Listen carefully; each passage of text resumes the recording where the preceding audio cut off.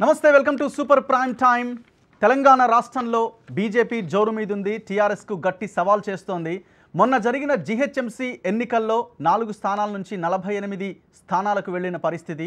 ముఖ్యంగా కొన్ని ప్రాంతాలు కొన్ని బెల్ట్లో అయితే బీజేపీ పూర్తిగా స్వీప్ చేసింది. ప్రధానంగా ఎల్బీ నగర్ నియోజకవర్గం లాంటి ప్రాంతాల్లో బీజేపీ టీఆర్ఎస్ని పూర్తిగా కనుమరుగు చేసిన పరిస్థితి ఉంది. సో అక్కడ ఎవరు పనిచేశారు అని మనం గట్టిగా ఆరా తీస్తే బీజేపీ నుంచి గట్టిగా పనిచేసిన వాళ్ళు ఎవరు అని మనం ఒక్కసారి లెక్క తీస్తే మనకు కనిపిస్తున్న పేరు 2018లో ఎమ్మెల్యేగా పోటీ చేసిన బీజేపీ అభ్యర్థి పేరాల చంద్రశేఖరరావు. బీజేపీ జాతీయ కార్యవర్గ సభ్యులు అక్కడ పనిచేశారు. గతంలో రాని ఓట్లు ఈ జీహెచ్ఎంసీ ఎన్నికల్లో పూర్తిగా బీజేపీ వైపు ప్రజలు మళ్ళేలా ఆయన వర్కింగ్ స్టైల్ పనిచేసిందని చాలా స్పష్టంగా చెప్పొచ్చు. ఈశాన్య రాష్ట్రాల్లో గెలుపు బాటలో బీజేపీని నడిపించిన ఆయన ప్రస్తుతం తెలంగాణ పైన ప్రధానంగా ఫోకస్ చేశారు. సో ఏం చేయబోతున్నారు, ఈశాన్య రాష్ట్రాల్లో ఎలాంటి వర్క్ స్టైల్తో ఆయన పనిచేశారు, అది ఇక్కడ ఎలా వర్కౌట్ అవుతుంది, సౌత్ ఇండియాలో బీజేపీ వ్యూహం ఎలా ఉండబోతోంది, ముఖ్యంగా తెలంగాణ లాంటి రాష్ట్రంలో కేసీఆర్ని కొట్టడానికి ప్రధానమైన వ్యూహాలు ఏంటి, ఇవన్నీ ఒకసారి మనం డిస్కస్ చేద్దాం. అందుకే బీజేపీ జాతీయ కార్యవర్గ సభ్యులు పేరాల చంద్రశేఖరరావు గారు, శేఖర్జీ అని ఆ పార్టీలో మర్యాదగా ఆయన పిలుచుకుంటూ ఉంటారు, ప్రస్తుతం నాతో పాటు సూపర్ ప్రైమ్ టైంలో గెస్ట్గా ఉన్నారు. వెల్కమ్ చంద్రశేఖర్జీ, ఎలా ఉన్నారు? సో మీరు నేను ఇంతకుముందు ఇంట్రోలో చెప్పినట్టు 2018లో ఎల్బీ నగర్ నియోజకవర్గం నుంచి పోటీ చేశారు, ఓడిపోయారు. కానీ జీహెచ్ఎంసీ ఎన్నికలు వచ్చేసరికి అనూహ్యంగా బీజేపీ పుంజుకుంది. 4 స్థానాలున్న బీజేపీ ఓవరాల్ జీహెచ్ఎంసీలో 48 స్థానాలు వచ్చాయి. ముఖ్యంగా ఎల్బీ నగర్ నియోజకవర్గంలో మొత్తం పూర్తిగా స్వీప్ చేశారు. 2018కి ఇప్పటికీ పెద్ద గ్యాప్ ఏం లేదు, కేవలం ఒక 2 సంవత్సరాల గ్యాప్ మాత్రమే. ఎట్లా ఈ సక్సెస్ని మీరు సాధించగలిగారు? స్నేహం, సమన్వయం, సంఘటన ఇది మాకు చిన్నప్పటి నుంచి ఆర్ఎస్ఎస్ మొదలుకొని ఏబీపీలో మా అందరికీ నేర్పిన అంశం. నియోజకవర్గంలో ఉన్నటువంటి పెద్ద నాయకులు, చిన్న స్థాయి కార్యకర్తలు అందరితో స్నేహంగా ఉండడం, అందరితో వ్యక్తిగతమైన సంబంధాలు కలిగి ఉండడం. రెండవది అందరి మధ్యన సమన్వయంతో కలిసి పనిచేయించడం. ఇప్పుడు ఎలక్షన్లు అన్నప్పుడు ఆశలు చాలామందికి ఉంటాయి, అపేక్షలు చాలామందికి ఉంటాయి. మార్క్ షీట్లు కావాలని పోటీ పడ్డ వాళ్ళు కూడా చాలామంది ఉన్నారు. అయితే సీట్ ఎవరికి వచ్చినా అందరినీ కలిపి పనిచేయించడం ఏదైతే ఉందో అది ఆర్గనైజర్స్ ఒక లక్షణం, సీనియర్ల యొక్క బాధ్యత. అది ఆ రోల్ నేను ప్లే చేయడంలో నేను సక్సెస్ అయినా. మూడవ విషయం ఏంటంటే ఒక బలమైనటువంటి సంస్థ, అక్కడ పోలింగ్ బూత్ కమిటీలు కానీ లేకుంటే అక్కడ ఇష్యూస్ మీద మేము చేసినటువంటి పోరాటాలు కానీ, నాయకత్వాన్ని డెవలప్ చేయడం కానీ, ప్రతి డివిజన్ గెలవగలిగినటువంటి ఇమేజ్ ఉన్నటువంటి నాయకులను అవసరం ఉన్నప్పుడు మేము వేరే పార్టీలకు వెళ్ళి కానీ లేకుంటే సమాజంలో ఏ పార్టీకి సంబంధం లేని న్యూట్రల్స్ నుంచి మేము ఒక 3-4 డివిజన్స్లో మేము తీసుకున్నాం. కాలనీ సంఘాలకు సంబంధించిన పెద్దలు ఇటువంటి వాళ్ళను ఆ రకంగా 11 సీట్లలో ఖచ్చితంగా గెలవగలిగినటువంటి దమ్మున్న వాళ్ళను సెలెక్ట్ చేయడంలో మేము సక్సెస్ అయినాం. 8 మంది మా దగ్గర రెబెల్స్ ఉండే, గతంలో అనేక సంవత్సరాలుగా పనిచేసిన లీడర్స్ ఉండేది. వాళ్ళందరూ కూడా నామినేషన్స్ వేసిండ్రు, వాళ్ళందరినీ కూడా విత్డ్రా చేసినాం కన్విన్స్ చేసి. ఆ తర్వాత ప్రతి పాత కొత్త ఎలక్షన్ టికెట్లు ఎక్స్పెక్ట్ చేసిన వాళ్ళు, కొత్తగా వచ్చిన వాళ్ళు అందరినీ మేము 100% కలిపి పనిచేయించినాం. అది ఒక మా బలానికి కారణం అని చెప్పి ముఖ్యంగా నేను చెప్పగలుగుతాను. అంటే మీ మీద ప్రధానంగా మేము ఎల్బీ నగర్లో ఉన్న బీజేపీ లీడర్స్తో మిగతా వాళ్ళతో మాట్లాడినప్పుడు మీ ఆర్గనైజింగ్ స్కిల్స్ గురించి మాట్లాడుతున్నారు. బీజేపీ పార్టీలో కూడా ఈశాన్య రాష్ట్రాల్లో పనిచేసి వచ్చారు. ఈశాన్య రాష్ట్రాల్లో ఇవాళ బీజేపీ కాషాయం కూడా రెపరెపలాడుతోంది. అక్కడ చాలా ప్రాంతాల్లో చాలా క్లిష్టమైన పరిస్థితిలో ఉన్న పార్టీ బీజేపీ. మీరు ఐ థింక్ నేను అనుకున్న 2007లో మీరు అక్కడ అడుగు పెట్టారనుకుంటాను. ఆ తర్వాత అక్కడ పార్టీని గెలుపు దిశగా పయనింపజేశారు. ఇక్కడ తెలంగాణ రాష్ట్రంలో ముఖ్యంగా మీ నియోజకవర్గంలో ఇది ఎట్లా సాధ్యమైంది? అంటే బేసిక్గా కొన్ని పాయింట్స్ ఉంటాయి కదా, ఇప్పుడు ఈ ఆర్గనైజింగ్ స్కిల్స్ గురించి ఏం చెప్తారు? నేను మొట్టమొదట 2007లో ఎల్బీనగర్ ప్రాంతానికి వచ్చి నేను అక్కడ కాంటెస్ట్ చేయాలనుకున్నప్పుడు ఆ రోజు తెలుగుదేశం సీటు పోయింది, కృష్ణయ్య గారికి వచ్చింది. కృష్ణయ్య గారు అక్కడ గెలిచారు. ఆ రోజు కూడా టీఆర్ఎస్ అక్కడ గెలవలేదు. టీఆర్ఎస్కు వ్యతిరేకమైన వాతావరణం చాలా కాలం నుంచి ఎల్బీనగర్ ప్రాంతంలో ఉంటూ వచ్చింది. ఆ రోజు తెలుగుదేశం నుంచి మా సపోర్ట్తో కృష్ణయ్య గారు గెలిచారు. ఆ తర్వాత సమయంలో సుధీర్ రెడ్డి గారు కాంగ్రెస్ నుంచి గెలిచారు. టీఆర్ఎస్ ఎప్పుడు ఆ ప్రాంతంలో గెలవలే. అయితే ఆ టైంలో తెలుగుదేశం నుంచి చాలామంది టీఆర్ఎస్కి వెళ్ళి 11 టీఆర్ఎస్ కార్పొరేటర్స్ ఉండే. ఇది 2000 ఇంతకుముందు జరిగినటువంటి 14లో జిహెచ్ఎంసీ ఎన్నికలలో 11 టీఆర్ఎస్ ఉండే. ఈసారి 11 బీజేపీ అయింది. దానికి కారణం ఏంటంటే సహజంగా అక్కడ ఒక యాంటీ టీఆర్ఎస్ ఒక పబ్లిక్లో ఉన్నటువంటి ఎన్విరాన్మెంట్ ఏదైతే ఉందో అది 2014 ఎన్నికల్లో 1 కోటి రూపాయలు 2 కోట్లు వెదజల్లి వాళ్ళు ఇతర పార్టీలకు సంబంధించినటువంటి నాయకులందరినీ కూడా ఇమ్మీడియట్గా 11 కూడా ఇతర పార్టీలకు వెళ్ళి తెచ్చుకున్నారు టీఆర్ఎస్ వాళ్ళు. అప్పుడు కొత్తగా తెలుగుదేశం అధికారంలోకి వచ్చిన సమయం, ఆ టైంలో అక్కడ ఉన్నటువంటి ఆంధ్ర సంబంధించిన వచ్చిన సెటిలర్స్ కానీ మొదలుకొని అందరూ కూడా కొత్తగా తెలుగుదేశం ప్రభుత్వం వచ్చింది కదా ఇప్పుడు ఎందుకులే అని చెప్పి టీఆర్ఎస్ వైపు గాలి మళ్ళినటువంటి పరిస్థితి. నెక్స్ట్ టైం కల్లా ఎమ్మెల్యే దగ్గరకు వచ్చే వరకు ఆటోమేటిక్గా కాంగ్రెస్ వచ్చింది. ఎప్పుడైతే కాంగ్రెస్ నుంచి గెలిచి టీఆర్ఎస్కు సబితా ఇంద్రారెడ్డి గారు, సుధీర్ రెడ్డి గారు షిఫ్ట్ అయ్యారు, అక్కడ ప్రజలకు కాలనీ అసోసియేషన్లో కోపం వచ్చింది. మేము ఇక్కడ అసెంబ్లీ ఎన్నికల్లో టీఆర్ఎస్కి వ్యతిరేకంగా మేము వీళ్ళని గెలిపిస్తే మా యొక్క ఓటుకు వాల్యూ లేకుండా వీళ్ళ యొక్క వ్యక్తిగత స్వార్థాల కోసం వీరందరూ అక్కడ వెళ్ళిపోయారనే ఒక కోపం అక్కడ కాలనీ అసోసియేషన్లో ఉండింది. అది ఒక ప్రత్యేకమైన పరిస్థితి కదా. 2018లో కాంగ్రెస్ గెలిచినప్పటికీ కాంగ్రెస్ నుంచి గెలిచిన ఎమ్మెల్యే టీఆర్ఎస్లోకి వెళ్ళిపోయారు. ఆ తర్వాత జరిగిన ఎంపీ ఎలక్షన్లో కూడా మెజారిటీ కాంగ్రెస్కే పడ్డట్టున్నాయి. మెజారిటీ కాంగ్రెస్ పడలేదండి. పడలేదా మీ ఎల్బీ నగర్? మా ఎల్బీ నగర్ ప్రాంతంలో బ్యాలెన్స్ అయింది. అయితే ఓవరాల్గా చాలా తక్కువ ఓట్లతో రేవంత్ రెడ్డి అక్కడ గెలిచారు. నేను 2018లో ఎమ్మెల్యే కాంటెస్ట్ చేసినప్పుడు నాకు 22,000 ఓట్లు వస్తే ఎంపీ ఎన్నికల సమయంలో వితిన్ 8-9 మంత్స్లో 53,000 ఓట్లు వచ్చాయి. ఈరోజు 130,000 వచ్చాయి బీజేపీకి. అన్ని కార్పొరేషన్ వార్డ్స్ కనుక చూస్తే 130,000 వచ్చాయి. టీఆర్ఎస్కి 80,000 వచ్చాయి. కాంగ్రెస్కు చాలా నెగ్లిజిబుల్ ఓట్లు వచ్చాయి. తెలుగుదేశము కాంగ్రెస్ అక్కడ మట్టుమాయమైపోయినాయి.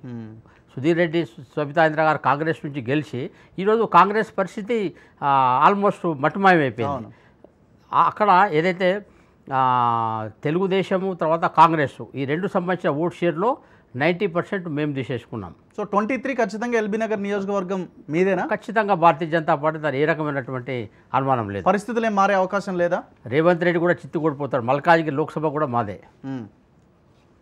అక్కడ ఇప్పుడు బేసిక్గా ఈ కుత్బుల్లాపూర్, కూకట్పల్లి ఏరియాలో ఉన్న సెటిలర్స్ అంతా కొంత అధికార పార్టీ వైపు మొగ్గు చూపారు. కానీ ఎల్బీ నగర్ ఈ ఏరియాలో కూడా సెటిలర్స్ చాలా మంది ఉన్నారు కదా, ఆంధ్ర వైపు నుంచి వచ్చిన వాళ్ళు కూడా. మా సంస్థాగతమైనటువంటి కొన్ని ఇంటర్నల్ సమన్వయంలో లోపం కారణంగా కూకట్పల్లి, షేర్లింగంపల్లి, ఆ తర్వాత సికింద్రాబాదు, జూబ్లీ హిల్స్, ఆ తర్వాత కొన్ని నియోజకవర్గాల కుత్బుల్లాపూరు వచ్చినటువంటి సమస్య అది మేజర్గా మా ఇంటర్నల్ ఇష్యూస్. అది తెలుగుదేశం టీఆర్ఎస్ యొక్క గొప్పదనం కాదు. మా అసెంబ్లీలో పనిచేసినట్టుగా నాయకులు కార్యకర్తల మధ్యన, కొత్తగా పాత వాళ్ళ మధ్యన కొద్దిగా లీడర్షిప్ కనుక అక్కడ స్థానిక నాయకులు కొద్దిగా చొరవ తీసుకొని కొద్దిగా సమన్వయం కనుక వర్కౌట్ చేస్తే అక్కడ కూడా మంచి రిజల్ట్స్ రావాల్సి ఉంది. ముఖ్యంగా రాయలసీమ నుంచి వచ్చినటువంటి కొంత ప్రాంత ప్రజలు కానీ, కోస్తా ఆంధ్ర సంబంధించిన ప్రజలు కానీ వీళ్ళల్లో కొంత కలుపుకొని పోవడంలో మా నాయకత్వం ఎంతైతే స్పీడ్గా ఉండాలో అంతంత స్పీడ్గా లేకపోవడం కారణం. ఇక్కడ చైతన్యపురిలో, నా దగ్గర వనస్థలిపురంలో, బిఎన్ రెడ్డి ఏరియాలో నా దగ్గర కూడా చాలామంది ఇతర రాష్ట్రాల నుంచి వచ్చిన వాళ్ళు, లేకుంటే తెలంగాణ, ఆంధ్రప్రదేశ్ వచ్చిన వాళ్ళు చాలామంది ఉన్నారు. మేము చొరవ తీసుకొని వాళ్ళని కలిసి వాళ్ళని కన్విన్స్ చేసి మా వైపు నుంచి మేము సక్సెస్ అయ్యాం. అక్కడ మాకు ఆ సమస్య రాలే. ఇక్కడ ఆ ప్రాంతాల్లో ఏదైతే సమన్వయం చొరవ మా వైపు నుంచి జరగాలో మా లీడర్షిప్ అక్కడ సరైనటువంటి ప్రయత్నం జరగకపోవడం కూడా ఒక కారణం. విత్ ఇన్ షార్ట్ పీరియడ్లో మీరు ఎట్లా చేయగలిగారు? జస్ట్ 7 days అనుకుంటాను కదా. ఈ 7 daysలో ఎట్లా సాధ్యమైంది? చూడండి, మేము ఈశాన్య రాష్ట్రాల్లో నేను పనిచేసినప్పుడు కూడా నేను ఒక రాష్ట్రానికి పోతే ఒకరోజు మా పార్టీలతో కలిపితే ఒకరోజు ఇతర పార్టీలతో మేము కలిసి ఉండేది. నాకు నితిన్ గడ్కరీ గారు నాకు రాజకీయ గురువు. ఆయన నాకు చాలా స్పష్టంగా చెప్పేవాడు, రీజనల్ పార్టీస్ను మనం మింగేంత వరకు ఈ ప్రాంతంలో మనం అధికారంలోకి రాలేం. కాంగ్రెస్ వర్సెస్ రీజనల్ పార్టీ సిచ్యువేషన్స్లో మనకు విలువ లేని పరిస్థితి. కాబట్టి కాంగ్రెస్ మనం ఏం చేయలేం. కాబట్టి రీజనల్ పార్టీస్ను ముందు ఖతం చేయాలా, రీజనల్ పార్టీస్ మొత్తం ఫస్ట్ బీజేపీలో చేర్పించాలా. అప్పుడు కాంగ్రెస్ వర్సెస్ బీజేపీ ఎన్విరాన్మెంట్ కనుక వస్తే మనం సక్సెస్ అవుతామని. ఇక్కడ కూడా అదే పరిస్థితి. ఇప్పుడు కాంగ్రెస్ వర్సెస్ టీఆర్ఎస్ వాతావరణం ఉన్నప్పుడు మాకు విలువ ఎక్కడిది? కాబట్టి మేము అన్ని రకాల ఇప్పుడు పొలిటికల్ సంబంధం లేని కాలనీ అసోసియేషన్స్ కానీ, అనేక మంది కుల పెద్దలు కానీ, సమాజంలో ఉన్నటువంటి గౌరవప్రదమైనటువంటి వ్యక్తులు కానీ, ఇతర పార్టీలకు సంబంధించిన వాళ్ళు కానీ వీళ్ళందరితో సహజమైనటువంటి ఫ్రెండ్షిప్ ఉండేది. ఈవెన్ రేవంత్ రెడ్డి గారు. కానీ ఇక్కడ ప్రాంతీయ పార్టీ వర్సెస్ బీజేపీ కానీ ప్రస్తుతం అయితే ఉంది కదా పరిస్థితి. అవును, ఇప్పుడు ఆ ప్రాంతీయ పార్టీనే కదా. మేము అట్లా సక్సెస్ అయినాం కాబట్టి వచ్చింది.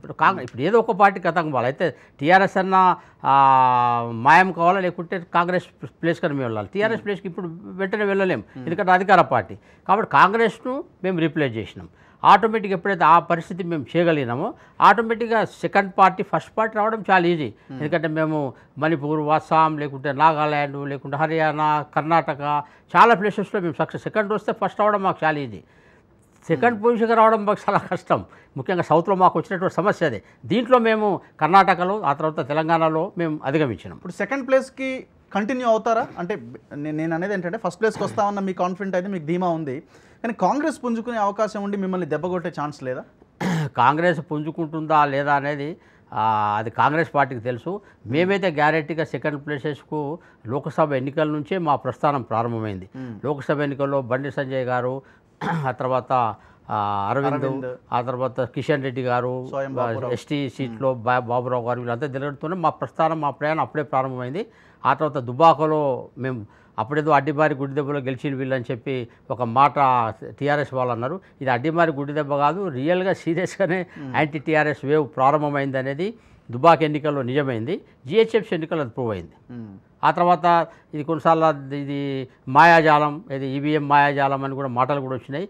ఈ ఈవీఎంలలో మేము సక్సెస్ అయినాము, ఆ తర్వాత దుబాకలో బ్యాలెట్లలో మేము సక్సెస్ అయినాము. కాబట్టి జిహెచ్ఎంసీలో బ్యాలెట్లలో కూడా మేము సక్సెస్ అయినాం. కాబట్టి ఈ మాయాజాలాలు కాదు, ఇది బీజేపీ యొక్క ఇది రియల్ స్పిరిట్ కంటిన్యూ అవుతుంది అనేది చాలా స్పష్టంగా వచ్చింది. ఇంకోటి ఏంటంటే మా దగ్గర మల్టీ కమ్యూనిటీ లీడర్షిప్ మేము డెవలప్ చేసుకున్నాం. ఆయన కుటుంబ సభ్యులు ఇప్పుడు జిహెచ్ఎంసీ సంబంధించిన ఏ ఎన్నికల పోస్ట్ అయినా చూడండి, కేసీఆర్ గారు లేకుంటే కేటీఆర్ గారు, ఆయన దగ్గర Muslims, OBC, schedule caste, schedule type చాలామంది నాయకులు ఆయన దగ్గర ఉన్నారు. బట్ ఆయన కుటుంబ పాలన అలవాటు పడిన వాళ్ళు, ఆయన కొడుకు కూతురు తప్ప ఆయనకి ఎవరు కనపడరు. ఈ మధ్య అల్లుడిని కూడా మ్యామ్ చేసేసిండు ఆయన. కాబట్టి ఇటువంటి కల్చర్ నుంచి మా దగ్గర ఉదాహరణకు నా ఎల్బినార్ అనుకోండి, నా దగ్గర ఒక వైశ్య ప్రముఖుడు గెలిచాడు, ఒక ఎస్టీ లంబాడ అమ్మాయి సుజాత నాయ దగ్గర ఒక ఆమె గెలిచింది. మా దగ్గర మున్నూరు కాపు సంబంధించిన ఆకుల అంజన్ మా దగ్గర గెలిచాడు. ఆ తర్వాత రమేష్ గౌడ్ గారు మా దగ్గర గెలిచారు. అరుణా సురేందర్ యాదవ్ మా దగ్గర గెలిచారు. నా దగ్గర ఎంతైతే ఫార్వర్డ్ కమ్యూనిటీస్ ఎంతైతే గెలిచారో అంతే సమానంగా అన్ని కులాల నుంచి, అన్ని వర్గాల నుంచి నా ఎల్బినార్ అసెంబ్లీలో, అతను మా దగ్గర పక్కకున్నట్టు మహేశ్వరంలో గెలిచారు. కాబట్టి మేము వి రిప్రజెంట్ టోటల్ సొసైటీ. ఇది మా యొక్క ముఖ్యంగా బలం. ఇప్పుడు కేవలం ఒక కమ్యూనిటీ వాళ్ళు సపోర్ట్ చేస్తే అని కాదు, భారత్ మాతాకి జై అని సబ్కా సాత్ సబ్కా వికాస్ అని మా యొక్క రియల్ స్పిరిట్ ఏదైతే ఉందో అది ఓటింగ్ స్పిరిట్లో కూడా, మా డిసిషన్ మేకింగ్లో, మా లీడర్షిప్లో అన్నింటిలో కూడా చాలా స్పష్టంగా అది కనపడ్డది. కాబట్టి ఇది మా గెలుపుకు, మా బలానికి ముఖ్యమైనటువంటి. సో మీరు ఈశాన్య రాష్ట్రాలను ఎగ్జాంపుల్గా చెప్తున్నారు. సో చాలా స్పష్టంగా కనిపిస్తుంది 2007 తర్వాత నుంచి పరిస్థితిలో నెమ్మదిగా మార్పు వచ్చింది. త్రిపుర లాంటి ప్లేస్లో కూడా మీరు పవర్లోకి రాగలిగారు. మిగతా మిజోరాంలో ప్రభావం చూపించారు, అస్సాంలో ప్రస్తుతం పవర్లో ఉన్నారు, నాగాల్యాండ్ ఇలాంటి ప్రాంతాల్లో టోటల్ మైనార్టీ, అంటే ఇక్కడ మైనార్టీ అక్కడ మెజారిటీ వాళ్ళు క్రిస్టియన్స్ కానీ ముస్లిమ్స్ ఉన్న ప్రాంతాల్లో కూడా బీజేపీ సక్సెస్ సాధించడానికి ప్రధానమైన కారణం ఏంటి? మీ రోల్ ఏంటి, అందులో మీ పాత్ర ఏంటి? భారతీయ జనతా పార్టీ ముఖ్యంగా ఈశాన్య రాష్ట్రాల్లో కానీ, ఒరిస్సా ప్రాంతంలో కానీ, జార్ఖండ్ లాంటి ఏరియాస్ కానీ, ఆ తర్వాత ట్రైబల్ అండ్ బడుగు వర్గాలు ఎక్కువ ఉన్నటువంటి డామినెంట్ సొసైటీ కానీ, ముఖ్యంగా బెంగాల్లో హైయెస్ట్ ఆదివాసీలు ఉంటారు, ట్రైబల్ ఏరియాస్ ఉంటారు, ఆ తర్వాత హిల్ కొండ ప్రాంతాలకు సంబంధించిన వాళ్ళు ఉంటారు. అత్యంత పేదరికమైనటువంటి రాష్ట్రం ప్రజలు ఉన్న వాళ్ళు, పేదరికం ఉన్న ప్రజలు ఉంటారు, అది బెంగాల్. ఆ తర్వాత టీ గార్డెన్ సంబంధించిన వాళ్ళు ఉంటారు. ఇటువంటి అన్ని సొసైటీస్లో కూడా బీజేపీ చాలా వేగంగా పెరిగింది. దీనికి కారణం ఏంటంటే ఒక రియల్ పేద ప్రజల పక్షపాతి భారతీయ జనతా పార్టీ అనేది వాజ్పేయి టైంలోనే ఆ ప్రాసెస్ మనకు ప్రారంభమైంది. నరేంద్ర మోడీ గారు వచ్చిన తర్వాత చాలా స్పష్టంగా వీళ్ళ యొక్క ఎజెండా, వీళ్ళ యొక్క స్కీమ్స్ చాలా స్పష్టంగా పేద ప్రజలను టార్గెట్ చేసుకునే స్కీమ్స్ ఉన్నాయనే విషయం చాలా పెద్ద ఎత్తున వ్యవహారంలో ప్రచారమైంది. మాది విజిబుల్గా, అంటే కళ్ళకు కనిపించే రీతిలో, వ్యవహారంలో కనిపించే రీతిలో మా స్కీమ్స్ ప్రజలకు కిందికి వెళ్ళాయి. కాబట్టి ఈ ప్రాంతాల మొత్తం కూడా అత్యంత పేదరికమైనటువంటి రాష్ట్రాలు ఏవైతున్నాయో అది భారతీయ జనతా పార్టీ సంబంధించిన ప్రభుత్వాలు అక్కడ ఫామ్ అయినాయి. దీంట్లో అంత్యోదయ అంటే పేద ప్రజల అభివృద్ధే ప్రభుత్వాల యొక్క ప్రథమ ధ్యేయంగా ఉండాలా, ఇది ఏదైతే లక్ష్యాన్ని మా ఐడియాలజీ మాకు నేర్పిందో, మా పార్టీని ప్రారంభించిన శ్యాంప్రసాద్ ముఖర్జీ గారు, దీన్ దయాళ్ ఉపాధ్యాయ గారు, లేకుంటే బైరాన్ సింగ్ షెకావత్ మొట్టమొదటి ప్రభుత్వం మేము రాజస్థాన్లో ఏర్పరిచినప్పుడు బైరాన్ సింగ్ షెకావత్ చెప్పారు, అంత్యోదయ అంటే రియల్ డౌన్ ట్రాడన్ పీపుల్ అయితే వాళ్ళ కోసం సర్వీస్ చేయడం అనేది, వాళ్ళ అభివృద్ధి అనేది ప్రియారిటీ ఉండాలి ప్రభుత్వాలకని చెప్పి మేము ఎన్నడూ కూడా కేటీఆర్ కాదు మాదిగా సాయంత్రం కాగానే స్టార్ హోటల్లో కూర్చునే బ్యాచ్ కాదు మాది. మాది పేద పేద మధ్యన గుడిసెలలో ఉన్నటువంటి సంబంధాలు ఉన్నటువంటి స్టార్ హోటల్లో ఎప్పుడు పెట్టలేదా? స్టార్ హోటల్ అంటే కల్చర్ స్టార్ హోటల్ సంస్కృతికి మేము ఎప్పుడు ప్రతిబింబాలుగా కాలే. మేము పేద పేదల కోసం ఒక కార్యకర్తల కోసం ప్రతిబింబాలుగా మేము మారినాం.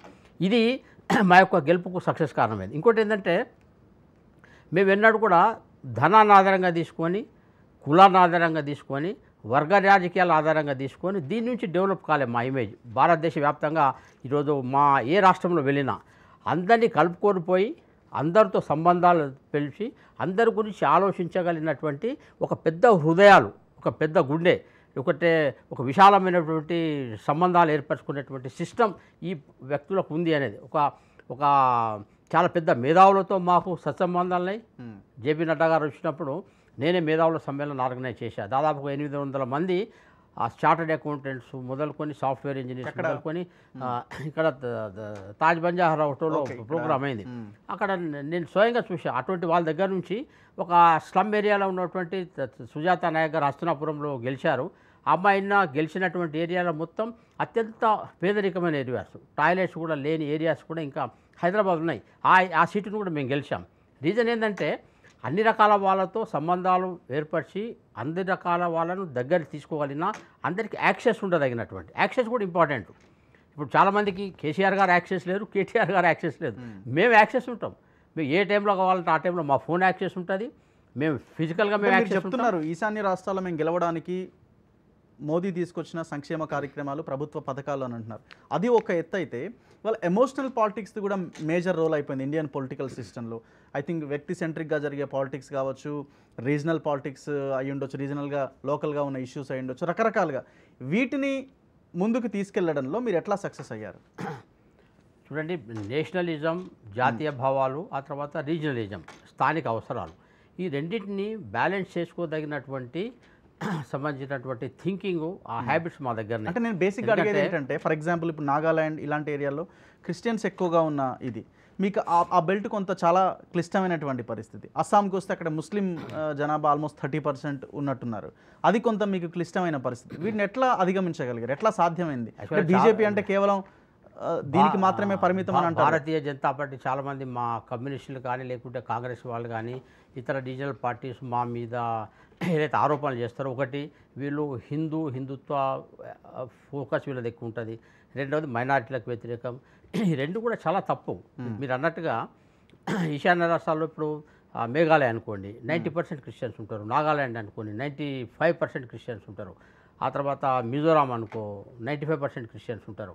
అక్కడ కూడా మా దగ్గర క్రిస్టియన్ కమ్యూనిటీ నుంచి చాలామంది ఎమ్మెల్యేస్ ఉన్నారు మా దగ్గర. మణిపూర్లో హిల్ ఏరియాస్ ఉన్నాయి, అక్కడ క్రిస్టియన్ కమ్యూనిటీ మా చాలామంది ఎమ్మెల్యేస్ ఉన్నారు. గోవాలో 40% వరకు క్రిస్టియన్ సొసైటీ ఉంటుంది. అక్కడ దాదాపు 7-8 మంది క్రిస్టియన్ సొసైటీ నుంచి మా దగ్గర ఎమ్మెల్యేలు ఉన్నారు. ఆ తర్వాత అస్సాంలో 30% ముస్లిం సొసైటీ ఉంది. దాంట్లో ఒక 10% లోకల్ అస్సామీస్ ముస్లిమ్స్, ఒక 400-500 సంవత్సరాలుగా ఇస్లామిక్ కల్చర్ ఉండి అస్సామీస్ కల్చర్తో కలిసిపోయి ఉన్నటువంటి వాళ్ళు ఒక 20%, ఒక 80% ఏమో బంగ్లాదేశ్ నుంచి వచ్చినటువంటి ముస్లిమ్స్ ఉంటారు. అక్కడ ఒక కాన్ఫ్లిక్ట్ ఉంది. ఇండియన్ ముస్లిమ్స్ అందరూ భారతీయ జనతా పార్టీ సపోర్ట్ చేసిండ్రు. ఆ తర్వాత బంగ్లాదేశ్ నుంచి వచ్చిన వాళ్ళతో కొంత కాన్ఫ్లిక్టు మాకు ఉండింది. అయితే 30%-32% ముస్లిమ్స్ ఉన్నటువంటి అస్సాం రాష్ట్రంలో మేము 2/3 మెజారిటీతో మేము సంపాదించుకున్నాం. అంటే ఇది కేవలం ముస్లిమ్స్లో కూడా ఎడ్యుకేటెడ్స్ కానీ, ఇండియనైజ్డ్ ఉన్నటువంటి ముస్లిమ్స్ కానీ, భారతీయ ఆలోచన దగ్గర కానీ, అస్సాం సంస్కృతికి దగ్గర ముస్లిమ్స్ కానీ వీళ్ళందరూ కూడా మాకు ఓట్లేశారు. క్రిస్టియన్స్ 60%, 70% సపోర్ట్ చేస్తేనే మేము నాగాల్యాండ్లో కానీ లేకుంటే మిగతా రాష్ట్రం ఒక మిజోరాం తప్ప నాగాల్యాండ్లో, తర్వాత క్రిస్టియన్ డామినేట్ ఉన్నటువంటి మేఘాలయలో ఇక్కడ కూడా మేము గవర్నమెంట్ ఫామ్ చేసినాం సొంతంగా. తర్వాత మేము అలయన్స్ గవర్నమెంట్లో ఉన్నాం. అరుణాచల్ ప్రదేశ్లో కూడా మా క్రిస్టియన్స్ చాలామంది ఉన్నారు. ఆ తర్వాత అసలు హిందూ పదానికి అక్కడ హిందుత్వము, హిందూ ఈ పదానికి పెద్ద పాపులారిటీ లేదు. అక్కడ ట్రైబల్స్, రకరకాల గిరిజన జాతులు ఉంటాయి, సమస్యలు రకరకాల గిరిజన సమస్యలు ఉంటాయి, గిరిజన జాతులు ఉంటాయి. ఎవరికి వారు తమ హక్కుల కోసం చాలా అసర్టివ్గా ఉంటారు.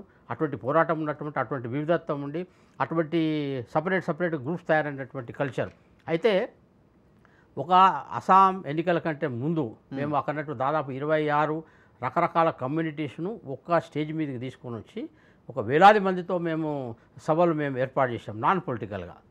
మేము కానీ సంఘ పరివార సంస్థలు కానీ సామాజిక సంస్థలు కానీ ఇది అరుణాచల్ ప్రదేశ్లో మేము అరుణాచల్ వికాస్ పరిషత్ పేరు మీద రాజకీయానికి సంబంధం లేని సోషల్ యాక్టివిటీస్లో ఇండిజినస్ ఫెయిత్ మూమెంట్ అంటే స్థానికంగా ఉండేటువంటి కల్చరు, స్థానికంగా ఉండే డ్రెస్సింగు, స్థానికంగా ఉన్నటువంటి భాషలు, స్థానికంగా ఉన్నట్టు పుట్టుకప్పుడు చావప్పుడు లేకుంటే రకరకాల ఫంక్షన్స్లో వాళ్ళకు ఉన్నటువంటి ట్రెడిషన్స్, వాళ్ళ పాటలు, వాళ్ళ నృత్యాలు, వాళ్ళ ఇవన్నిటిని కూడా మేము టోటల్గా రివైవ్ చేస్తున్నాం. క్రిస్టియానిటీ అక్కడ కేవలం సూటు బూటు, ఇంగ్లీష్ లాంగ్వేజ్, ఆ తర్వాత గిటార్ మ్యూజిక్ ఇవి తప్ప మిగతా ఉన్నట్టింటి సర్వనాశనం చేయడం కోసం ప్రయత్నం చేసింది. మేము ఇండిజినస్ పేపర్ మీద ప్రతి ట్రైబల్ జాతికి, ప్రతి ట్రైబల్ వర్గానికి ఉన్నటువంటి ఒక్కొక్క ట్రెడిషన్ మేము ఇండిజినస్ ఫెయిత్ మూమెంట్స్ పేరు మీద మేము రివైవ్ చేసినాం. వాళ్ళకి సంబంధించిన ప్రకృతిని పూజించే గుణం వాళ్ళది. వాళ్ళకి ఎప్పుడు దేవుడు సంబంధించిన కాన్సెప్ట్ కానీ విగ్రహాలు కానీ ఇవన్నీ లేవు వాళ్ళకు. డోనీ పోలో అంటే సూర్యుడు చంద్రుడిని పూజించినటువంటి సంస్కృతి వాళ్ళది. వీటన్నిటిని కూడా మేము రివైవ్ చేసినాం. కాబట్టి నువ్వు మతంలో ఉంటే ఉండు క్రిస్టియానిటీ, బట్ నీ జాతి ఏంది, నీ ధర్మం ఏంది, నీ ట్రెడిషన్ ఏంది, నీ వారసత్వం ఏంది, మీ యొక్క సాంస్కృతిక సంప్రదాయాలు ఏంది, వీటన్నిటిని కూడా మేము రివైవ్ చేస్తూ వచ్చినాం. కాబట్టి మతము, ఆ తర్వాత వ్యక్తిగతమైనటువంటి ఆచార వ్యవహారాలు వీటింటికి మధ్యన కాన్ఫ్లిక్ట్ లేకుండా మేము జాగ్రత్తగా మేము రివైవ్ చేసిన తర్వాత మా మీద వాళ్ళకి ప్రేమ ఎక్కువ వచ్చింది. కొత్తగా వచ్చిన మతం కంటే కూడా వందల వేల సంవత్సరాలకు ఉన్న ట్రెడిషన్స్ను ఈ ఆర్గనైజేషన్స్ వాళ్ళు రివైవ్ చేసిండ్రు అనేది చాలా స్పష్టంగా వాళ్ళ మనసులో వచ్చింది. ఇవన్నీ కూడా ఈశాన్య రాష్ట్రాలు చాలా వేగంగా హిందూ అనే పదం లేకుండానే ట్రెడిషన్స్ పేరు మీద, సంస్కృతి పేరు మీద, వారసత్వం పేరు మీద వచ్చినటువంటి రివైవ్ ఏదైతే మేము చేశామో that's has given a good will for us. ఇంకోటి ఏంటంటే మేము అందుబాటులో ఉన్నాం, మేము అవినీతి లేకుంటున్నాం. ఎంతమంది కార్యకర్తలు రంగంలోకి దిగేది ఇప్పుడు ఆర్ఎస్ఎస్కి సంబంధించిన వాళ్ళు? మొత్తం ఈశాన్య రాష్ట్రాల్లో కనీసం ఒక 10,000 మంది whole time workers, full time workers, total 10,000 రకరకాల రంగాల్లో మొత్తం హిల్ ఏరియాస్లో కానీ అక్కడ 5 ఫారిన్ బార్డర్స్ ఉంటాయి, చైనా, భూటాన్, బంగ్లాదేశ్, మయన్మార్, వీటన్నిటికీ ఒక 5 దేశాలకు సంబంధించిన బార్డర్స్ ఉంటాయి. అంటే ఇంటీరియర్ బార్డర్ ఏరియాస్లో, కార్నర్ ఏరియాస్లో కూడా మేము అక్కడ మా నెట్వర్క్ను బిల్డప్ చేసినాం ఫుల్ టైం వర్కర్ ద్వారా. కాబట్టి మా యొక్క ఆర్గనైజేషన్ శక్తి ఏదైతే ఉందో ప్రతి కమ్యూనిటీతో direct and interpersonal relations ఏమవుతున్నాయో, ఇంటరాక్షన్స్ ఏమవుతున్నాయో ఇవి మిగతా అన్నిటిని కూడా తట్టుకొని మేము పొలిటికల్గా సక్సెస్ కావడం కోసం కూడా ఇండైరెక్ట్గా ఇవన్నీ మాకు ఉపయోగపడ్డాయి. కాబట్టి మిగతా దేశానికి ఈశాన్య రాష్ట్రాలకు మధ్యన ఏదైతే గ్యాప్ వెనుకటి నుండి ఉంటూ వచ్చిందో వాళ్ళ ఫేస్ చూడగానే, లేకుంటే వాళ్ళ లాంగ్వేజ్ చూడగానే, వాళ్ళ బిహేవ్ చూడగానే, వాళ్ళ డ్రెస్సింగ్ చూడగానే మీరు ఏదో విదేశాల నుంచి వచ్చినట్టుగా ఫీలింగ్ ఏదో ఇది మేము ఇంటర్ కనెక్ట్ చేయడంలో, ఇది దూరం చేయడంలో మేము సక్సెస్ అయ్యాం. కాబట్టి ఇక్కడ దీని కారణంగా చాలా తక్కువ సమయంలో భారతీయ జనతా పార్టీ ఎప్పుడో కొద్దిగా కేంద్రంగంలో వచ్చిందో అప్పటి నుంచి మెల్లమెల్లగా పోయింది. ఇంకోటి ఏంటంటే అక్కడ మిలిటెన్సీ చాలా ఎక్కువ ఉండే. ఈ అర్థరహితమైనటువంటి ఈ ఆయుధ పోరాటాలు ఏవైతున్నాయో ఇది అందరికీ నష్టము అని చెప్పి వాజ్పేయి గారి సమయంలోనే ఎక్కడెక్కడో ఆమ్స్టర్డామ్లో నాగా మూమెంట్స్ అయితే జర్మనీలో, లేకుంటే ఆమ్స్టర్డామ్లో, థాయిలాండ్లో రకరకాల ప్లేసెస్ వాళ్ళు ఉండేది.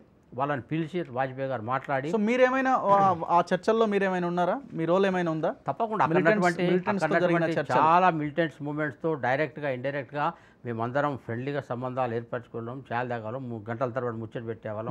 వాళ్ళ మిలిటెంట్స్, రిటైర్డ్ మిలిటెంట్స్, లేకుంటే ఫార్మర్ మిలిటెంట్స్, ప్రజెంట్ మిలిటెంట్స్ గ్రూప్తో చర్చల విషయంలో ప్రభుత్వానికి ఆ తర్వాత మిలిటెంట్స్ మూమెంట్ మధ్యన సయోధ్య కుదుర్చడంలో, లేకుంటే వాళ్ళకున్న గ్రీవెన్సెస్ను తీసుకెళ్లడంలో, లేకుంటే సరెండర్ కావడం కోసం తగినటువంటి బ్యాక్గ్రౌండ్ ప్రిపేర్ చేయడంలో, సరెండర్ అయిన తర్వాత మళ్ళీ వాపస్ మిలిటెంట్స్ మూమెంట్స్లోకి వెళ్లకుండా వాళ్ళను సరైన దారి ఉంచడం కోసం తగిన ఫెసిలిటీస్ ప్రభుత్వాల నుంచి, హోమ్ మినిస్ట్రీ నుంచి క్రియేట్ చేయడం కోసం తగినటువంటి ఏవైతే బ్యాక్గ్రౌండ్ ఉండాలో అటువంటి విషయాల్లో, ఆ తర్వాత సరైనటువంటి అఫీషియల్స్ అక్కడ వెళితే సరైన విధంగా డీల్ చేయడం కూడా ఈజీ అవుతుంది, సరైన అఫీషియల్. కాబట్టి కొంతమంది అఫీషియల్ ఫెయిల్యూర్ అవుతున్నారు అన్నప్పుడు అటువంటి అఫీషియల్స్ మార్చి వేరే అఫీషియల్స్ ద్వారా సరిగ్గా మనం డీల్ చేయగలిగినప్పుడు మళ్ళీ ఇష్యూస్ అన్ని ట్రాక్లోకి వచ్చేది. అక్కడ గవర్నర్లు కీలక పాత్ర వహిస్తారు. ఎందుకంటే ఫారిన్ బార్డర్స్లో గవర్నర్లకు ప్రత్యేక విశేషాధికారాలు ఉంటాయి. మా ఆర్గనైజేషన్ బ్యాక్గ్రౌండ్స్ నుంచి ఒక ప్రత్యేకమైనటువంటి ఒక కన్సెంట్ ఉండి ఒక హ్యూమన్ టచ్ ఉన్నటువంటి గవర్నర్స్ను మేము అక్కడ పంపించాం. గవర్నర్సు రాజకీయాలకు సంబంధం లేకుండా ప్రజా సంఘాలతో, లేకుంటే ఉద్యోగ సంఘాలతో, సోషల్ మూమెంట్స్తో వాళ్ళు డైరెక్ట్ ఇంటరాక్షన్స్ పెట్టుకొని వాళ్ళకున్న సంబంధించిన గ్రీవెన్సెస్ అటు వినేవాడు స్పష్టంగా ఉంటే పరిష్కారాలు చాలా పరిష్కారాలు అవుతాయి. అంటే ఎట్లా న్యూట్రలైజ్ చేయగలిగారు అక్కడ ఉన్న సిచ్యువేషన్? మీరు ఐ థింక్ నేను అనుకోవడం మీరు కూడా ఈ సరిహద్దు దేశాల వెంబడి కూడా పరిస్థితుల్ని అధ్యయనం చేసినట్టున్నారు. నేను ఎట్లా న్యూట్రలైజ్ చేయగలిగారు? అన్ని ఫారిన్ కంట్రీస్లో ఉన్నటువంటి బార్డర్లో ఉన్నటువంటి అన్ని జిల్లాలు నేను విస్తృతంగా పర్యటన చేశా. రాజ్నాథ్ సింగ్ గారు అఖిల భారత అధ్యక్షులు ఉన్నప్పుడైనా, నితిన్ గడ్కరీ అఖిల భారత అధ్యక్షులైనా, స్మృతి ఇరానీ గారు అక్కడ మహిళా మోర్చా అధ్యక్షులు ఉన్నప్పుడు, కిరణ్ మహేశ్వరి గారు మహిళా మోర్చా అధ్యక్షున్నప్పుడు, యువ మోర్చా సంబంధించినటువంటి అనురాగ్ ఠాకూర్ యువ మోర్చా అధ్యక్షున్నప్పుడు ఆయన చైనా బార్డర్ తీసుకెళ్ళాం. అట్లా ప్రతి అఖిల భారత నాయకుడు ఎవరు వచ్చినా వారిని ఫారిన్ బార్డర్స్ ఉన్నటువంటి ఇంటీరియర్ ప్రతి డిస్ట్రిక్ట్స్ కోసం కూడా మేము తీసుకెళ్ళి అక్కడ ఉన్నటువంటి గ్రామ పెద్దలతో, రకరకాల సామాజిక సంస్థలతో, ఉమెన్ ఆర్గనైజేషన్స్తో, యూత్ ఆర్గనైజేషన్స్తో వాళ్ళందరితో కలిపి ముచ్చట పెట్టి భారతీయ జనతా పార్టీ అనేది సహజంగా మనతో కలవగలిగినటువంటి ఒక ఫ్రెండ్లీ పార్టీ అని ఒక ఎన్విరాన్మెంట్ను మేము అక్కడ క్రియేట్ చేసినాం. చాలామంది రీజనల్ పార్టీ సంబంధించిన లీడర్లను ఒక మణిపూర్లోనే 21 మంది ఎక్స్ఎమ్మెల్యేలను మేము బీజేపీలోకి నేను నితిన్ గడ్కరీ గారు కలిసి తీసుకొచ్చినాం. అస్సాం గణ పరిషత్ సంబంధించినటువంటి 5 పోలిట్ బ్యూరో మెంబర్లను మేము ఫ్రెండ్షిప్ చేసుకుని వాళ్ళందరినీ భారతీయ జనతా పార్టీలోకి తీసుకొచ్చినాం. కానీ పెద్ద కుట్ర అని ప్రతిపక్షాలు ఆ రోజున విమర్శించాయి కదా మిమ్మల్ని. ఇది కుట్ర, మాకు ఉన్నటువంటి స్నేహం ఆత్మీయత అనేది వాళ్ళని అడుగుతా ఆటోమేటిక్గా అస్సాంలో జరిగిన సిచ్యువేషన్స్ ని కుట్రలు కుతంత్రాలతో ప్రజాస్వామ్యానికి గొడ్డలి పెట్టు అని మాట్లాడారు. కుట్రలు కుతంత్రాలతో ఏ వ్యవస్థ నిర్మాణం కాదు, స్నేహం ఆత్మీయతతో ఏదైనా సాధ్యమవుతుంది. నితిన్ గడ్కరీ గారు, రాజ్నాథ్ సింగ్ గారు, నేను అక్కడ క్షేత్రీయ సంఘటన కార్యదర్శి ఉన్నప్పుడు మేము ఏదైతే యాక్సెసిబిలిటీ అంటే అన్ని రకాల వర్గాల ప్రజలకు ఫ్రెండ్లీగా మాట్లాడి వినదగినటువంటి యాక్సెసిబిలిటీ ఏదైతే ఉందో, మణిపూర్కు చాలాసార్లు మన సుష్మా స్వరాజ్ గారు వచ్చారు. సుష్మా స్వరాజ్ గారు చాలా సీనియర్ లీడరు. మేము అక్కడ ఒక మేజర్ సంఘర్షణ అయింది. నాగా కమ్యూనిటీకి మణిపూర్ కమ్యూనిటీకి మధ్య సంఘర్షణ అయింది. ఒక 6-7 నెలల పాటు మొత్తం రోడ్ బ్లాక్స్ అయినాయి. మొత్తం పెట్రోలు డీజిల్ సంబంధించినటువంటి ట్యాంకర్స్ కూడా ఫ్లైట్లలో తీసుకెళ్ళిపోయి ఆ ఇంఫాల్కు అక్కడ పెట్రోల్ పోయాల్సినటువంటి పరిస్థితి, బై రోడ్డు ఏది సాధ్యం కాలే. అటువంటి టిపికల్ సిచ్యువేషన్స్లో కూడా సుష్మా స్వరాజు, ప్రకాష్ జావడేకర్ గారు, రాజీవ్ ప్రతాప్ రూడీ గారు, అహుల్వాలియా గారు వీళ్ళందరూ ఆ ఇంటీరియర్ ఏరియాస్కి వచ్చి అక్కడ ఉన్న సంఘాలతో మాట్లాడి కన్విన్స్ చేసి మనం వాళ్ళు ఇన్ఫ్లుయెన్స్ చేయడం కోసం మనం ప్రయత్నం చేశామో ఇవన్నీ కూడా మాకు లాంగ్ టర్మ్లో డివిడెండ్స్ ఇచ్చినాయి. ఆ షార్ట్ టైంలో మాకు పొలిటికల్గా మేము మీరేమైనా ఈ మిలిటెంట్ల దాడులకు గురైన సందర్భం ఉందా? ఒక ఇన్సిడెంట్ ఏమైనా చెప్పగలుగుతారా? తప్పకుండా. మేము అస్సాంలో కిడ్నాపులు చాలా ఎక్కువ. మా ఆర్ఎస్ఎస్ సంబంధించిన 4 ప్రచారకులను కిడ్నాప్ చేసి బంగ్లాదేశ్కి తీసుకెళ్ళి అక్కడ చంపేశారు త్రిపురలో. అటువంటి సిచ్యువేషన్స్ చాలా జరిగినాయి. స్వయంగా నేను అధికార పార్టీ రాష్ట్రంలో కాదు, కేంద్రంలో కాదు, నేను అస్సాంలో పనిచేసిన టైంలో నాకు చాలా హై సెక్యూరిటీ నాకు ఉండేది. నా ముందు ఒక 4 వీలర్, నా వెనుక ఒక 4 వీలరు, 24 అవర్స్ నా రెసిడెన్స్ సంబంధించినటువంటి మొత్తాన్ని ఉండడం, 2+2 నాతో పాటు సివిల్ డ్రెస్లో చాలామంది పోలీసు వాళ్ళు ఫాలో అవ్వడం, ఇవన్నీ నాకు అక్కడ కాంగ్రెస్ గవర్నమెంట్ ఉండే. అప్పుడు కేంద్రంలో మా ప్రభుత్వం లేదు, రాష్ట్రంలో మా ప్రభుత్వం లేదు, మాకు ఉన్నది 4 ఎమ్మెల్యేలు. ఆ టైంలో కూడా అక్కడ ప్రభుత్వం ద్వారా, పోలీస్ వ్యవస్థ ద్వారా అటువంటి సెక్యూరిటీ సిస్టమ్ మేము ఉన్నాం. నేను ఒకసారి మణిపూర్ పోయినప్పుడు చూరాచంద్పూర్ అని చెప్పి ఒక దగ్గర ఒక క్రిస్టియన్ సంబంధించినటువంటి రిటైర్డ్ లెక్చరరు మా భారతీయ జనతా పార్టీ క్యాండిడేట్ ఉండే. మేము రాత్రి డిన్నర్ చేస్తున్న టైంలో కుకీ నేషనల్ ఆర్మీ సంబంధించిన వాళ్ళు టోటల్ AK-47 పట్టుకొని వచ్చి మమ్మల్ని చుట్టుముట్టిను. నేను సివిల్ తెలంగాణ ఎక్స్పీరియన్స్ చూసిన తర్వాత వీళ్ళంతా సివిల్ బ్యాచ్ ఏమో, పోలీస్ బ్యాచ్ ఏమో అనుకున్నా నేను. తీరా ఒక 2 నిమిషాలతో అర్థమైంది ఇది సివిల్ బ్యాచ్ కాదు, ఇది మిలిటెంట్ మూమెంట్ అని. మా అభ్యర్థి 2 నిమిషాల ముందు ఇన్ఫర్మేషన్ వచ్చి అతను అక్కడ ఇంట్లో నుంచి స్లిప్ అయిపోయాడు.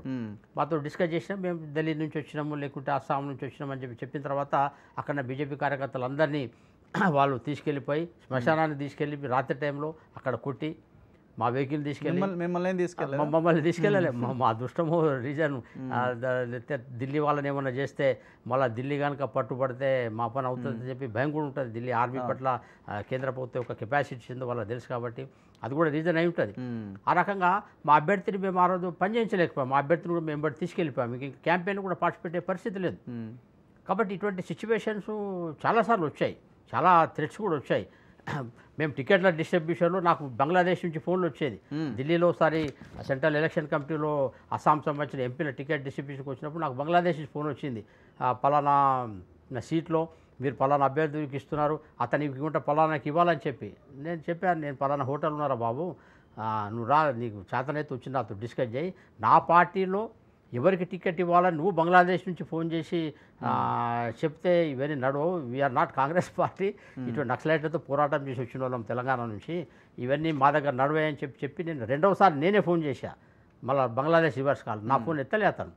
కాబట్టి ఇటువంటి సిచ్యువేషన్ చాలాసార్లు వచ్చినాయి నాకు. సో ఇప్పుడు అస్సాం టు ఈశాన్య రాష్ట్రాలు టు తెలంగాణ అని అంటారు. యా తెలంగాణలో కూడా ఆ working నేను style ఇక్కడ ఏరికోరి హైదరాబాద్కి వచ్చిన నేను అదే అస్సాంలో ఉంటే, నేను ఢిల్లీలో ఉంటే నేను ఇప్పటికీ చాలా ఇంపార్టెంట్ పొజిషన్ ఉండేటోని.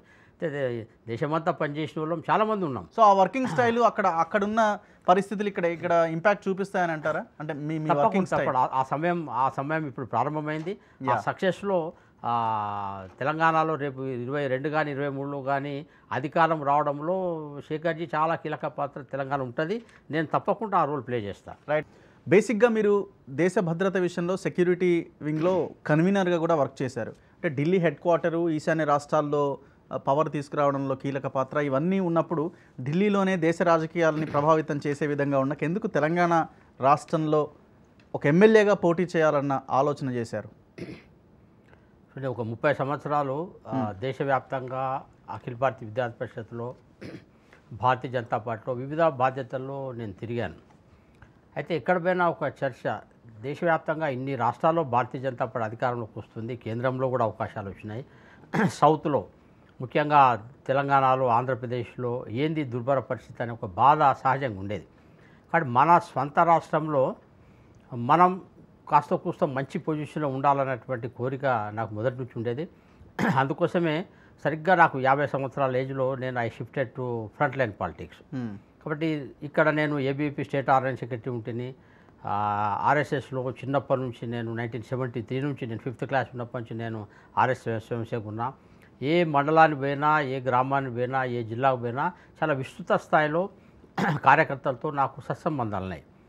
ఒక చాలా సంఘర్షణ సమయంలో నేను వరంగల్ నగర కార్యదర్శిగా 1982లోనే నేను నక్సల్ వ్యతిరేక పోరాటంలో, హింసావాదానికి వ్యతిరేకంగా పోరాటం చేసినటువంటి ఎక్స్పీరియన్స్ ఉంది. ఆ టైంలో కళాశాలలో ఎలక్షన్స్ ఉన్నాయి కాబట్టి చాలామందితో ఒక విస్తృతమైనటువంటి రిలేషన్స్ కూడా స్టూడెంట్ మూమెంట్స్లో ఉన్నాయి. సంఘర్షణ టైంలో చాలా తెలంగాణలో కూడా పనిచేశారు మీరు. తెలంగాణలో నేను ఏబీవీపీ అఖిల భారతీయ విద్యార్థి పరిషత్కు నేను సంయుక్త ఆంధ్రప్రదేశ్కు, తెలంగాణ ఆంధ్రాకు నేను స్టేట్ ఆర్గనైజింగ్ సెక్రటరీగా ఉంటేని. కాబట్టి నాకు ఏ మూలకు వెళ్ళినా, ఏ మండలానికి వెళ్ళి, ఏ గ్రామానికి వెళ్ళినా ఇక్కడ పరిస్థితి ఆ రకం ఉంది. మురళీధరరావు, నేను ప్రేమేందర్ రెడ్డి, నేను అంతా క్లాస్మేట్స్ము. బండి సంజయ్ గారు, నేను స్టేట్ ఆర్గనైజింగ్ ఉన్నప్పుడు బండి సంజయ్ గారు కరీంనగర్లో ఏబీవీపీ సంబంధించినటువంటి కార్యకర్తగా ఉండే. మేము ఆ టైంలోనే పొలిటికల్ లీడర్షిప్ చాలా గ్యాప్ ఉండే. అందుకోసము కౌన్సిలర్సు, కార్పొరేటర్సు, గ్రామ సర్పంచులు ఎక్కువ మంది కాంటాక్ట్ చేస్తే అక్కడి నుంచి ఏమన్నా ఫ్యూచర్ బీజేపీ కొంత లీడర్షిప్ పెరుగుతుందని చెప్పి మేము చాలామంది ఏబీపీ కార్యకర్తల్ని మేము చదువు అయిపోయిన వాళ్ళను ముఖ్యంగా గ్రామ సర్పంచులుగా, కౌన్సిలర్గా, కార్పొరేటర్గా మేము చాలా ఎంకరేజ్ చేసినాం. అసలు గ్రౌండ్ లెవెల్లో బీజేపీకి మండల స్థాయిలో, గ్రామ స్థాయిలో గుండుసున్నా ఉండే పరిస్థితి. ఆ టైంలో మేమే విద్యార్థి పరిషత్ యొక్క ఏబీపీ యొక్క పాత కార్యకర్తలతో, ఓల్డ్ కార్యకర్తలతో చాలా మండలాలలో కమిటీలు మేమే ఫామ్ చేసి బీజేపీ ఆఫీసుకు మేము కమిటీలను పంపించేవాళ్ళం. ఇటువంటి సిచ్యువేషన్స్ కూడా చాలా సందర్భాల్లో వచ్చినాయి. ఎందుకంటే మాకు ప్రొటెక్షన్కు పొలిటికల్ సిస్టమ్ లేదు. అనేక సంఘర్షణలలో పోలీస్ కేసులు వెళ్ళాలంటే మాట్లాడేవాళ్ళు లేరు, బెయిల్స్ ఇచ్చడానికి అడ్వకేట్లు లేరు. అందుకోసము ఏబీవీపీకి మేము చాలాసార్లు అడ్వకేట్లను మేము అధ్యక్షులుగా పెట్టుకునేవాళ్ళం. దేశమంతా ఏబీవీపీలు మమ్మల్ని ప్రశ్నించేవాళ్ళు, ఏమైనా లెక్చరర్లు, టీచర్స్ ఉండాలి కానీ ఏబీవీపీకి ఇదేంది, మీరు తెలంగాణలో, ఆంధ్రప్రదేశ్ ఈ అడ్వకేట్లను ఎందుకు మీరు అధ్యక్షులు పెట్టుకుంటారంటే అక్కడటువంటి పోలీసులు, కేసులు, సంఘర్షణలో మాకు ఆ నెసిటీ ఉండేది. ఆ రకంగా ఇనిషియల్ స్టేజెస్లో బీజేపీ యొక్క పెరగడం గురించి ఆవశ్యకత ఏంది అని చెప్పి ఆ రోజు డాక్టర్ రాజేశ్వరరావు గారిని వరంగల్లో ఏబీపీ పాత కార్యకర్త, ఆయనను పాలిటిక్స్ వెళ్ళమని చెప్పి ఆయన ఎమ్మెల్సీ గెలవడంలో ఆ రోజు మేము ఏబీపీ నుంచి కీలక పాత్ర. కానీ మీరు ఎల్బీ నగర్కి ఎందుకు వచ్చారు? మీరు వరంగల్లో కదా మీ ప్రయాణం అంతా? ఇప్పుడు వరంగల్లో నేను మొదటి నుంచి కూడా కేంద్ర రాజకీయాల్లో ఉన్నా. నేను భారతీయ జనతా పార్టీకి ఎంటర్ అయిన రోజు నుంచి ఈ రోజు వరకు కూడా నేషనల్ ఎగ్జిక్యూటివ్ మెంబర్. నేను 2007లో జనవరిలో మొదట భారతీయ జనతా పార్టీలో ఈశాన్య రాష్ట్రాలు మొత్తం 7 రాష్ట్రాలకు సమన్వయం కోసం నేను వెళ్ళాను. ఆ రోజు నుంచి ఈ రోజు వరకు కూడా లాంగెస్ట్ నేషనల్ ఎగ్జిక్యూటివ్ మెంబర్ను తెలంగాణ ప్రాంతం నుంచి నేనే. అయితే ఎప్పుడైతే కేంద్ర రాజకీయాల్లో ఉన్నానో, కేంద్ర ప్రభుత్వం వచ్చిన తర్వాత ఫస్ట్ నామినేటెడ్ పోస్ట్ నాదే. నరేంద్ర మోడీ గారు నెహ్రూ యువ కేంద్ర సంఘటనకు ఎన్వైకేఎస్కు వైస్ చైర్మన్గా, అసలు తెలంగాణలో, ఆంధ్రాలో ఫస్ట్ నామినేషన్ పోస్ట్ నాది. దాదాపు 5,000 మంది భారతీయ జనతా పార్టీకి సంబంధించిన కార్యకర్తలు కానీ, లేకుంటే ఏబీపీ ఓల్డ్ వర్కర్స్ కానీ చాలా పెద్ద అభినందన కార్యక్రమం నా జరిగింది. ఆ టైంలోనే ఎల్బీనార్ కేంద్ర రాజకీయాల్లో ఉండాలంటే నేషనల్ పార్టీకి ఉండాలి. అప్పుడు నేను ఒక 12 రాష్ట్రాలకు ఇన్ఛార్జ్గా ఉంటే యూత్ అఫేర్స్ మినిస్ట్రీలో.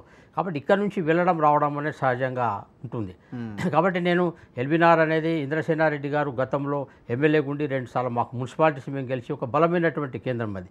కాబట్టి సహజంగా నేను ఎల్బీ నగర్లో ఉండి ఎల్బీనార్ సంబంధించినటువంటి అసెంబ్లీని ఫోకస్ చేసి, ఆ టైంలో ఇంద్రసేనారెడ్డి గారు భువనగిరి లోక్సభకు, ఆయన మల్కాజిగిరి లోక్సభకు ఆయన దృష్టి ఉండే. ఆయనతో నేను ముందే చెప్పాను, మీరు లోక్సభ అయితే నేను అసెంబ్లీకి వెళ్తాను, మీరు అసెంబ్లీ అయితే నేను లోక్సభ దృష్టి పెడతానని చెప్పి ఇంద్రసేనారెడ్డి గారితో ముందే మాట్లాడి నేను అక్కడ యాక్టివిటీని ప్రారంభం చేసిన. ఆ టైంలో లీడర్షిప్ కూడా బాగా, వారు ఎప్పుడైతే లోక్సభ పోయారో సహజంగా నా లీడర్షిప్ని అక్కడ కార్యకర్తలు యాక్సెప్ట్ చేసిండ్రు. మొట్టమొదటి బేసు, ఎందుకంటే 30 సంవత్సరాలు అసలు భారతీయ జనతా పార్టీకి పోటీ చేసే అవకాశమే లేదు. కంటిన్యూ చేస్తారా అక్కడే, మళ్ళీ మారే అవకాశం ఉందా 23లో? తప్పకుండా. నేను నా దృష్టి మల్కాజిగిరి లోక్సభ, శేఖర్జీ ఫర్ లోక్సభ, ఇది మల్కాజ్ లోక్సభ, ఆ దిశలోనే నేను ప్రయత్నం చేస్తున్నా. భారతీయ జనతా పార్టీకి తప్పకుండా లోక్సభలో ప్రాతినిధ్యం వహిస్తూ తెలంగాణ అభివృద్ధిలో కీలక పాత్ర వహించాలని చెప్పి నా కోరిక. అదే విషయాన్ని నేను కేంద్ర నాయకత్వానికి, రాష్ట్ర నాయకత్వానికి, నేను ఇంకా మాతో ఫ్రెండ్లీగా ఉండే ఇతర సామాజిక సంస్థలు వాళ్ళందరికీ నేను చెప్పడం జరిగింది. తప్పకుండా నేను సొంత మీద నాకు ఇంపార్టెంట్ కాదు. తెలంగాణ సంబంధించిన రాజకీయాల్లో భారతీయ జనతా పార్టీని ఒక పటిష్టమైన రాజకీయ వ్యవస్థగా తీర్చిదిద్దడంలో అనేక సంవత్సరాలుగా సంఘ పరివార సంస్థల నుంచి, ముఖ్యంగా ఏబీపీ నుంచి వచ్చినట్టు పాత కార్యకర్తలు, పార్టీకి పట్ల ఇంట్రెస్ట్ ఉన్న వాళ్ళు ఎవరైతే ఉన్నారో వాళ్ళందరికీ నేను కేంద్ర బిందువుగా మారి వాళ్ళందరి యొక్క శక్తి సామర్థ్యాలు మొత్తం భారతీయ జనతా పార్టీ తెలంగాణ అధికారంకు తీసుకురావడంలో ఆ రిలేషన్ ఏం చేయబోతున్నారు? తెలంగాణలో మీరు అస్సాం లాంటి రాష్ట్రంలో, ఈశాన్య రాష్ట్రాల్లో బీజేపీని గెలిపించడంలో కీలక పాత్ర పోషించారు. ఇప్పుడు తెలంగాణలో పవర్లోకి రావడానికి 2023లో మీరు చేయబోయేవేంటి? ఎట్లా సాధ్యం అవుతుంది? అంటే అక్కడున్న పరిస్థితులు వేరు, ఈ తెలంగాణ రాష్ట్రంలో ఉన్న సిచ్యువేషన్స్ కొంత డిఫరెంట్గా ఉంటాయి కదా. ఇప్పుడు మొదటి నుంచి కూడా క్యాడర్ బేస్డ్ మాస్ మూమెంటే మా సంస్థల యొక్క స్పెషాలిటీ. కాబట్టి గ్రౌండ్ లెవెల్ నుంచి, గ్రామ స్థాయి నుంచి, గల్లీ స్థాయి నుంచి ఒక బలమైనటువంటి కార్యకర్తల యొక్క బలగం, ఒక అండర్స్టాండింగ్ ఉన్నటువంటి కార్యకర్తల బలగం, దీన్ని పెద్ద ఎత్తున పెంచుకోవడం అనేది మా ఫస్ట్ ప్రియారిటీ. దీనికి అటువంటి యాక్సెప్టబిలిటీ కానీ, యాక్సెసిబిలిటీ కానీ, అంటే కార్యకర్తలు మనల్ని యాక్సెప్ట్ చేయగలగాల, అటువంటి వ్యక్తిత్వం మనకు కావాలా, మనం కార్యకర్తలతో సంబంధాలు మెయింటైన్ చేయగలిగినటువంటి ఓపిక, ఆ రకమైనటువంటి స్నేహపూర్వకమైన వాతావరణం లీడర్షిప్లో ఉండాలి. కాబట్టి ఈ రెడ్డిష్ని బ్యాలెన్స్ చేయగలిగినటువంటి లీడర్షిప్ కావాలా. అటువంటి లీడర్షిప్ను అన్ని గ్రౌండ్ లెవెల్, అన్ని స్థాయిలో తయారు చేయడంలో సరైన సమయంలో సరైన విధంగా చర్చలు చేసి అటువంటి సిస్టమ్స్ మోటివేట్ చేయడంలో నా రోల్ నేను ప్లే చేస్తాను. రెండో అంశం ఏంటంటే సమన్వయం. ఇప్పుడు నా అసెంబ్లీలో గెలవడానికి సమన్వయం ముఖ్య కారణం. కొన్ని అసెంబ్లీలలో మనకు ప్రజల్లో వాతావరణం ఉండి సీట్లు కూడా మంచిగా ఇచ్చి ఫెయిల్ కావడానికి కారణం ఏంటంటే సమన్వయ లోపం. కాబట్టి మాకు సంస్థ చిన్నప్పటి నుంచి కూడా సంస్థ మాకు నేర్పింది. అది ఒకసారి పార్టీ ఒక నిర్ణయం తీసుకున్న తర్వాత అందరినీ కలిపి ఎట్లా కన్విన్స్ చేసి అందరినీ పనిచేయించే సమన్వయం ప్రక్రియ ఉందో, ఈ సమన్వయం చేయించడంలో నేను ఒక సక్సెస్ఫుల్ పాత్ర. మీరు అన్నారు కదా ఈశాన్య రాష్ట్రాల్లో గెలవడానికి మేము ఒక 10,000 మంది కార్యకర్తలని రంగంలోకి దించామని. తెలంగాణలో అలాంటి వ్యూహం ఏదైనా ఉందా? చూడండి, ఆల్రెడీ మాకు చాలా విస్తృతమైనటువంటి క్యాడర్ ఉంది.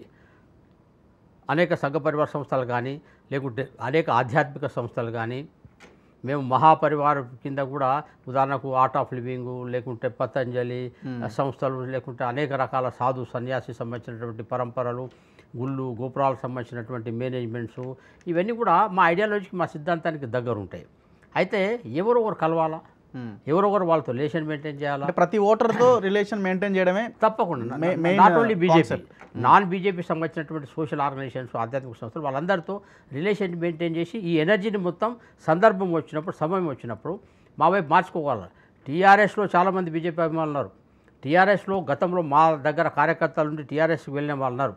వాళ్ళందరినీ కూడా మేము తెచ్చుకున్న టీఆర్ఎస్ 4 నిమిషాల్లో మేము కింద పడేయగలుగుతాం. టీఆర్ఎస్లో చాలామంది ఉన్నారు అట్లా. కాబట్టి సమయం వచ్చినప్పుడు టీఆర్ఎస్లో గుంజగలిగినటువంటి మాకు చాలామంది ఉన్నారు.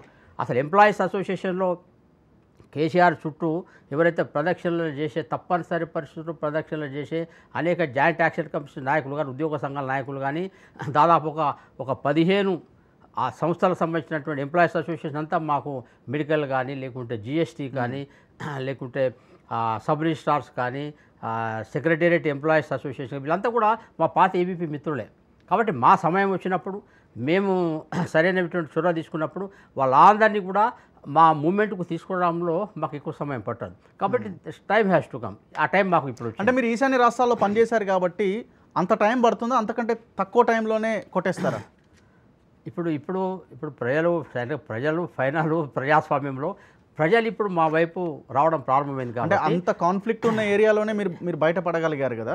చాలా స్పీడ్గా తీసుకురావాలి. ఇప్పుడు ప్రజలు ఎప్పుడైతే వేగంగా మా వైపు రావడం, ప్రాసెస్ మా మీద విశ్వాసం చూపడం ప్రజలు ఎప్పుడైతే ప్రారంభమైందో, లోక్సభ, దుబ్బాక, జిహెచ్ఎంసీ ఈ ప్రాసెస్ స్టార్ట్ అయిందో, దీన్ని మింగిలప్ చేసుకోవడంలో, దీన్ని గ్రాప్ చేసుకోవడంలో మాకు ఎక్కువ సమయం పట్టింది. ఎందుకంటే మాకు ఎక్స్పీరియన్స్ ఉంది, మాకు అనుభవాలు ఉన్నాయి.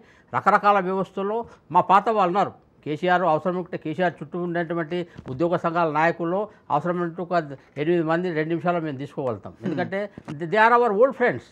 ఈరోజు కొన్ని ప్రత్యేక పరిస్థితుల్లో వాళ్ళు అక్కడ ఆయన చుట్టూ ఉండొచ్చు. వాళ్ళని మేము పికప్ చేయడం కోసం మాకు ఎక్కువ టైం పట్టదు.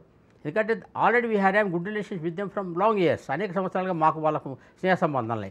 కాబట్టి ఆయనదేముంది, ఆయనది గుత్తాధిపత్యం, మాదేమో ఒక వ్యవస్థను, సిస్టమ్స్ నమ్ముకున్న వాళ్ళం మేము. ఆయనేమో తన చుట్టూ ఉన్నటువంటి ఒక కుటుంబ వ్యవస్థ ఆయన నమ్ముకున్నాడు. ఈ కుటుంబ వ్యవస్థలు ఎక్కువ కాలం నడవవు. కాబట్టి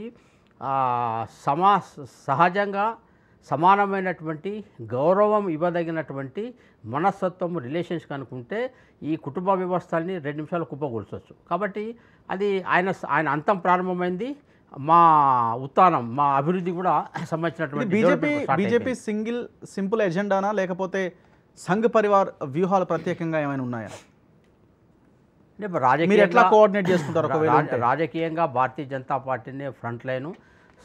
సమయం సందర్భాన్ని బట్టి మాకు సపోర్ట్ చేసే సంస్థలు ఉంటాయి. ఎందుకంటే రాజకీయం అనేది, అధికారం అనేది, పరిపాలన అనేది సామాజిక అభివృద్ధిలో చాలా కీలక పాత్ర వహించే అంశం.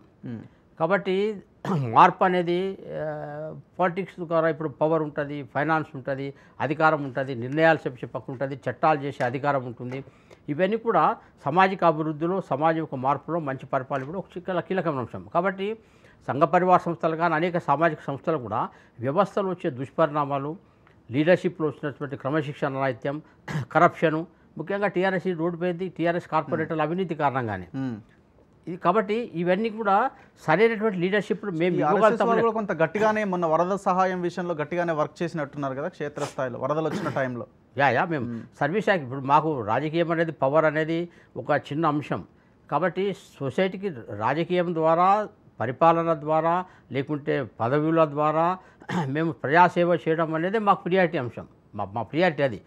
కాబట్టి అధికారం మా లక్ష్యం కాదు. అధికారం ద్వారా సరైనటువంటి వేగవంతమైనటువంటి అభివృద్ధిని కానీ, నిజాయితీ నాయకత్వాన్ని ఇవ్వడం అనేది మా ప్రియారిటీ. కాబట్టి టీఆర్ఎస్కు భారతీయ జనతా పార్టీకి తేడా అయింది అనేది నాయకత్వం విషయంలో, పాలసీస్ విషయంలో, వ్యవహారం విషయంలో, మాటలకు చేతలకు తేడా చాలా తక్కువ ఉండే విషయంలో మేము అనేక రాష్ట్రాల్లో మేము ప్రూవ్ చేసుకున్నాం. తెలంగాణలో కూడా ఆ రకం మేము ప్రూవ్ చేసుకుంటాం. కాబట్టి ఆ దిశలో ఇప్పుడు రేపు రఘునందన్కు మిగతా రామలింగారెడ్డి గారికి మిగతా వాళ్ళకు ఉన్న తేడా స్పష్టంగా చూస్తారు. అదే రకం పబ్లిక్ ఇంటరాక్షన్లో మా ఎంపీలకు ఉన్నటువంటి మిగతా ఎంపీలకు, టీఆర్ఎస్ ఎంపీలకు మధ్యన చాలా తేడా చూస్తారు. మా దగ్గర డెమోక్రసీ ఉంటుంది.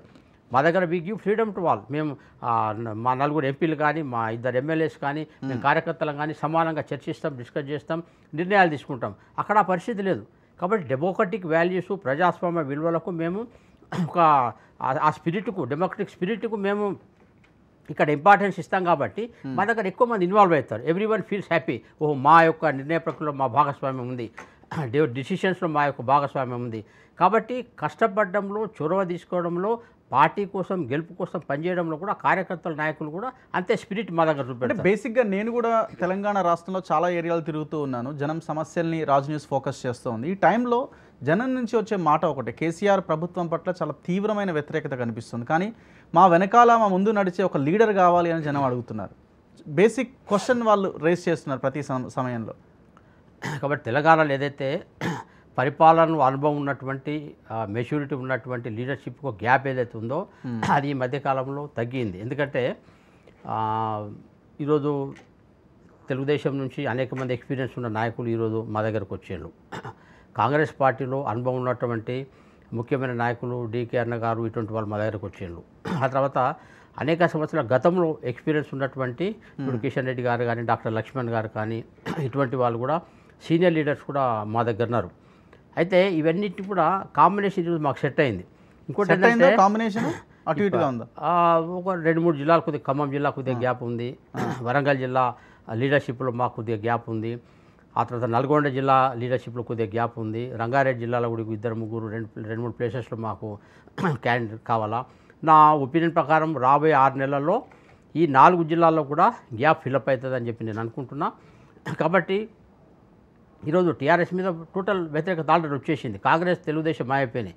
కాబట్టి చాలా స్పష్టంగా భారతీయ జనతా పార్టీ ఒక విశ్వసనీయమైనటువంటి రాజకీయ పునరేకీకరణకు, రాజకీయ రకమైనటువంటి ఒక స్వావలంబనకి ఇది కారణమవుతున్న విశ్వాసం మిగతా పార్టీ లీడర్స్లో కూడా వచ్చింది. కాబట్టి అందరు ఈరోజు బీజేపీ ఆకర్షితులవుతున్నారు. మేము కూడా వాళ్ళను డైజెస్ట్ చేసుకుంటాం, మేము కూడా అందరిని కలుపుకుంటాం, కలిసి వాళ్ళకి సరైనటువంటి స్థానం భారతీయ జనతా పార్టీ ఇస్తాం. Party first. కాబట్టి దానికోసము కొత్త వాళ్ళు వస్తే మాకేదో టెన్షన్ పడుతుందో, మా యొక్క అవకాశాలు పోతాయి అన్నటువంటి పరిస్థితి ఆల్రెడీ పాత కార్యకర్తలు ఉంటుంది. బట్ మేము ఆ బ్యాలెన్స్ చేసుకుంటూ మేము తీసుకెళ్ళడం కోసం తప్పకుండా ప్రయత్నం చేస్తాం. బీజేపీ అనేది ఒక అధికారంలోకి వచ్చి టీఆర్ఎస్ కంటే 100% మంచి పరిపాలన ఇవ్వగలిగినటువంటి సామర్థ్యం ఇవ్వగలిగినటువంటి లీడర్షిప్ను మనం పెంచుకోవాలి, ఆ అవకాశాన్ని మనం తీసుకోవాలనేటువంటి తపన మాకు ఇంపార్టెంట్. కాబట్టి నేనేం ఎమ్మెల్యే ఎంపీని అయితే నాకు కాదు, నా పార్టీ అధికారంలో ఉన్నటువంటి కార్యకర్తలు, నాయకులు చాలామంది భారతీయ జనతా పార్టీలో ఉన్నారు. అటువంటి పెద్ద హృదయంతో తప్పకుండా మేము అందరినీ తీసుకుంటాం.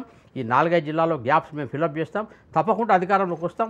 పబ్లిక్ కూడా ఆ రకమైన కాన్ఫిడెన్స్ మా మీద చూపెట్టడం ప్రారంభం చేశారు. అది మాకు ముఖ్యమైనటువంటి బలం. కేసీఆర్ ఢిల్లీకి వెళ్ళి అందరికి షాల్వాలు కప్పుతున్నారు. ఇదేంటి ఢిల్లీ టూర్ వెనక మర్మము, ఆంతర్యం ఏమైనా ఉందా? ఆయన నమస్కారాలు పెట్టి తనకున్నటువంటి అవినీతి వ్యవహారాలు, లేకుంటే తప్పులు కప్పిపుచ్చుకోవడం కోసమో, లేకుంటే మైండ్ గేమ్ ఆడడం కోసం, అబ్బాయి మళ్ళేదో ఉన్నట్టుంది, మళ్ళేదో మోడీ గారితో సత్సంబంధాలకు ఏదో ట్రై చేస్తున్నట్టున్నాడు అని చెప్పి ఒక సైకాలజికల్ గేమ్ కోసం ఆయన మొదటి నుంచి ప్రయత్నం చేస్తున్నాడు. చంద్రబాబు కూడా ఇదే పని మొదటి నుంచి చేసేవాడు. ఈ టైం అయిపోయింది. ఇప్పుడు అన్కాంప్రమైజ్డ్ ఫైటింగ్ స్పిరిట్ ఉన్నటువంటి లీడర్షిప్ చేతిలో ఇప్పుడు భారతీయ జనతా పార్టీ తెలంగాణ ఉంది. ఇంతకుముందు ఉన్నటువంటి కొద్దిగా డైలమా బ్యాచ్ ఇప్పుడు లేదు. బండి సంజయ్ గారు కానీ, డీకే అర్ణ గారు కానీ, లేకుంటే అరవింద్ కానీ, వీళ్ళు ఎవరైతే ఉన్నారో వీళ్ళు అన్కాంప్రమైజ్డ్ స్టైల్ వీళ్ళది. ఇంతకుముందు ఉన్నటువంటి లీడర్షిప్లో ఉన్నటువంటి కొద్దిగా మెత్తదనం ఇప్పుడు ఈ బ్యాచ్లో లేదు.